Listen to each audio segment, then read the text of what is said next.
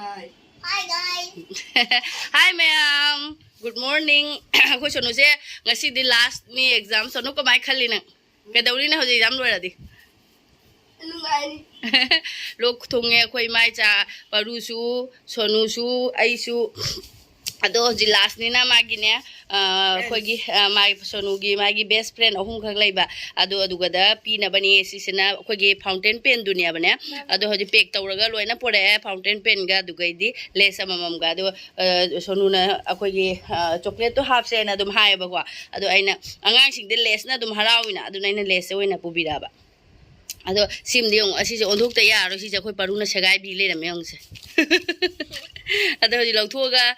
si se atopa mapura chalani leirani mapan dagi kari les mango da piwai ni si bujung ado na school da chalaga mina maming hanga di kai haidu ba paru do mai haidu ba ado nang si sagai ni natra ai sumit ko mi yang chak ka cha da ba khoi se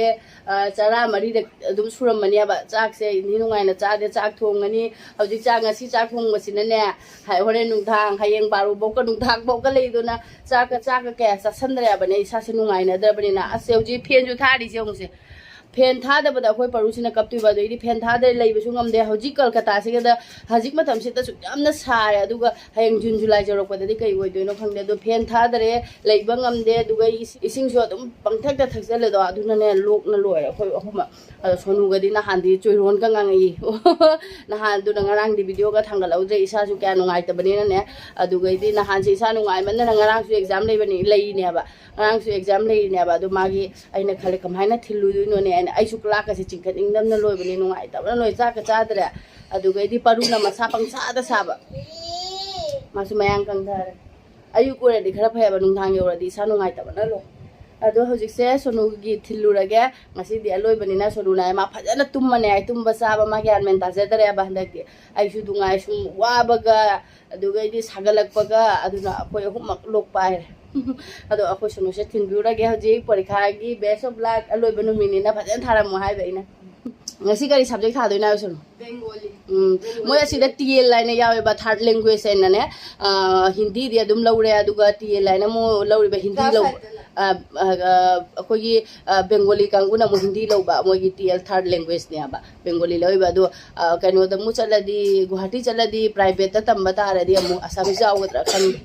ado oji Bengali kamai tharam di ba hang nong ning mana ma pa ba ga dia dum kano budi taw ya ba pha budi pha ya ba ado ma hai ba Bengali se lu bana lo ya ina ba pha ra de kaim lu de Bengali se de ko me teron ga dum ma nei dana ado kaim la ina ba sina na ba ma bana kamai phai no ya nang miti wa kamai khang ni no ya ado ina ba ko gi maron su sumai na tawri ni ne na ba khang da ba ni na ne hindi na moi lai ri ba se hapchan gro ase asima di bapana sum thamu na ko adu ai ma se paru pai herang am hapchal lo se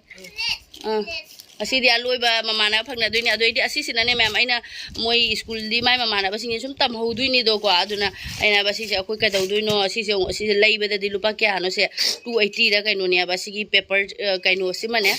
file sima jaw file am ne ba asi school gi oina inutes paper inutes ki tha ba gi ta ne ba aduga da hujik chakhi se ye khanja ba da 20 muktang chalam ga kaino se sujam se langje am ga da do ka dauni che se aduna ina hai ba moi tambina ba kangu sing da sum pibira mo moi di dum tha na su lei be lei du ba tha jar ha se da sum use tau jar ne aina ne adu asi ga pibira mo hai ba se hapchalo se loina hapchalo se hapchalo ta si doi thenge ayuk ni na gari ga yam chendre da do gari amadi lae se da tonga ge kho school yaure aduga school gate chu hanga me ba aduna changkhare loina ado mamana ba singi photo su khara ka pi re last day ni na school dai thokle me am hojik sonu thinjala maga ne aduga hojik chicken lai khara ga chicken na chak jot pa ja adura khang de khara baja khara tawru ga ba yum yaure me am aduga khoi paru se na ne am bajar da chalaga bajar da cycle zone ba do idi asa kaino gari ke yon ba sing do adu piwai khanga ba adu ga idi aina ne Guwahati chalaga pi ne na hai ba do ja hata ha hai ba do ne Guwahati chala pi ni Guwahati chile ma ba Guwahati da ma hai ne ma hai ba jaha por pi ne ga Guwahati da ma hai ne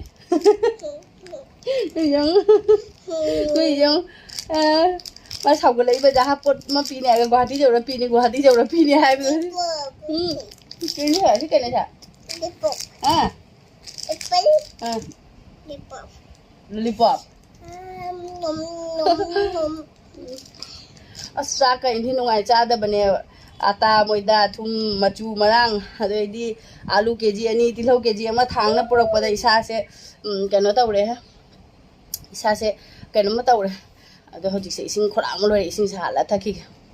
sabagi khaluraga diaba ising sabe se thakning da duga khanau gi ti ne ising sabe se thakpa ga nungai aduna ising sabe thaini angang ani maksu ising sabe thaini khoi parusina thawe ya de ma pi thaini sabe du se mangona sune moi di hekta filter se dagi jara jara ga aing basi te hekta thakte tawe ba moi ani na ga na herak bane ai na ga isa nungai ta bane as hangdum di wa gi bana loi bani ba lok so arum ju kha khai yawe ba aduna chinji thai thai ra kai saning ba phoning ba pok tre sa ga thakning ra ba thakning re nga sa ga thakning ba ga do thakning re hojik de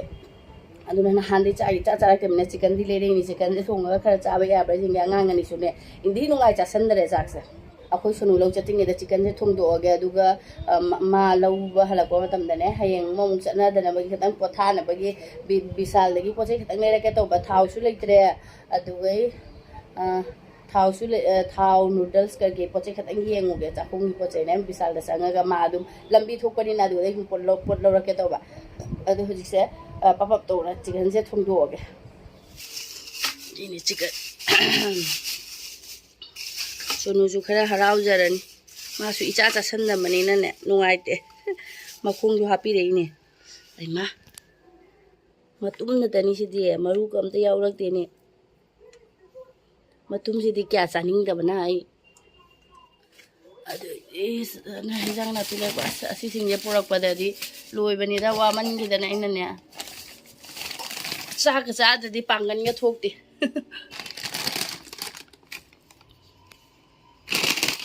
ata moi da thum doi di khoi paru na kismis ai man gi na kismis porai ni se kismis yong lo pani phu gi ni yong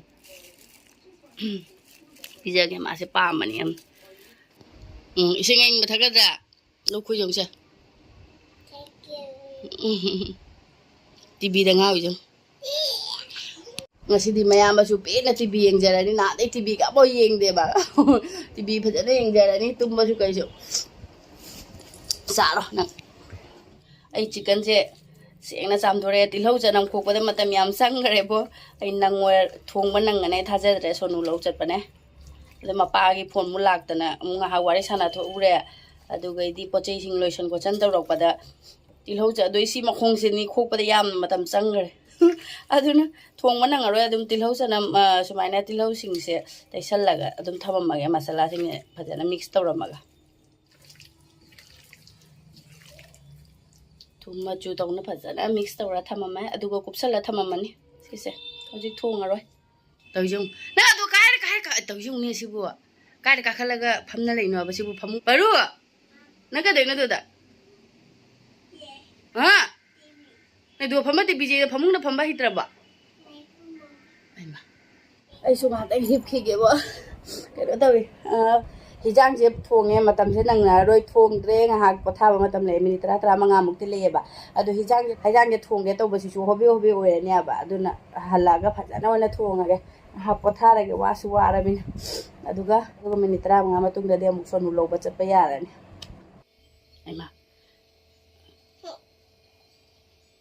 aima thongjin naga phamaga khangu khre ne lora ba sonu lo ra ge mapan ne ong sa se asi nungsa se chani chatu se si ni tal le se ko gari na chatro su ne mapan thok pa da ne kano thowe ba porda manung si da bawda nungsa se kamai toy ne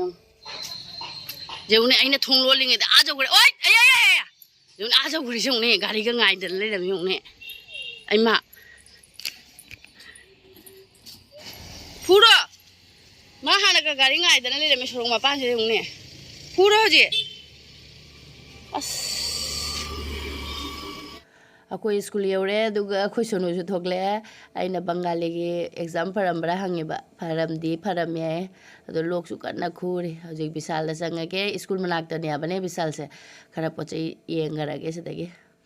लौबा लौदबा furit top set yingningi yellow se phajai ko 99 pp ni ado hoji ma'am ai pot loba loire bill su kak pa loire ado ai bag loire be hapchale ba adu chalani aduga akoi gari fangnare paru se ma matonda phamningi ba pa se daga phammi se ado ma'am mana ma nga sai less to ama ka aina pi khare ba akai be sina ma sum pura la bag ta ado hoji chaminari hoto manung se da sangre yum yo baga puri kala thoga yum yore aduga ina ne isani pase bangali kamai tharam ngai ne yum da muta phanna yengba ado phanadi phajara tawdi tawjara mema ado hojik se bisal dagi ne aina bisal dai polai re se noodles ka dugai di se si se nimbu sumna ba se ne si machine se ma asi se aina paman gi dana dum lerak ba kuire ba lege na khanna rek ba ado asima leire aduga se piri se 59 rupees ado asim di leire suka pam na leire ma si boina asim di leire ado idi thau ga tani da aduga ichani pani gi furit black color gi ne ani khak pore lo thora ki wara ba hip khare ase da leire moi ni gi furit sing min asi ai black color gi adum phajai ye ne porok pani asli la si ja phajai bra ing halasi mayam da yes machi mana ni ha sem ne akari bachu du color no babu ha black nya dada ki sidi dada su black nya sem black so na salu yang nung sa tani aduna uba phang do lepo phajera bai mu se isani pani tani heli se phajeri se ba phajana lepu mai lam hin masini se ma di su gum ma lenghau da di ja roi ba ai ma dingi se phajana lepu babu phajana lepu toijung ma gi di acting gara ai lokhu lo ra fa lag tho ji sum phadi ko black se moi ni magda paru gi di 69 rupees ni adu gai di sonu gi sina 99 chicken thong di ma se di cha tang ta kai na changang lon ba nimbu gara ha pa ga tha ni kala na ma kap chan gare haurani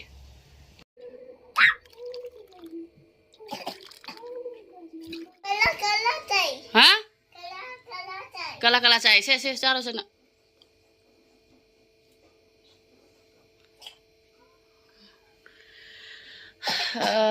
mapanga ka im saning de da chinje nungai te lebu sum de laga thak to ini moi ani di na sabi thak da dum singa am singul musi ha pa ga lon ba du ga di ne aina makhnaw sing ju nungai la baina asa sa ba se pithak ba sangang se moi ani su dum thai aina khnaw phana bani lokhu ba phana bani haina hai ba du gi thai lebu ga dang ha pa si di chinje akoi gi thupe taw ya ba hida mahau ga khangde jaha po cha ba gi taste khangde ba adu chum changang daga lebu thada ba se were di khatang taste se khang chicken thong wa lore mem ai video ka hap tre adum mamang le su sumi chicken thong ga ha pani na ne papa thong a sara ga hippa ge ni khalli se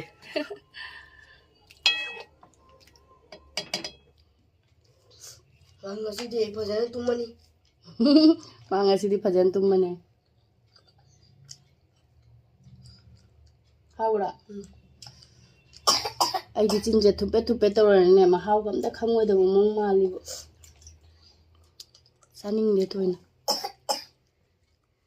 swat ne ya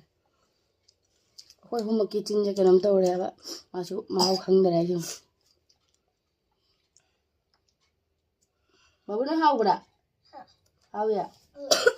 ado mayam ngasi gi di video se matang sida loisan jarage ado namthu hatu na khara chana ba tawge chaning de leraga phat keno tawde bane ado loisan jarage ko bye mathang video da momuk thengnarasi asina mamana ba khara ga nambi ba photo ni chani pa harau jari ni ado memory oina ba ina copy ba ina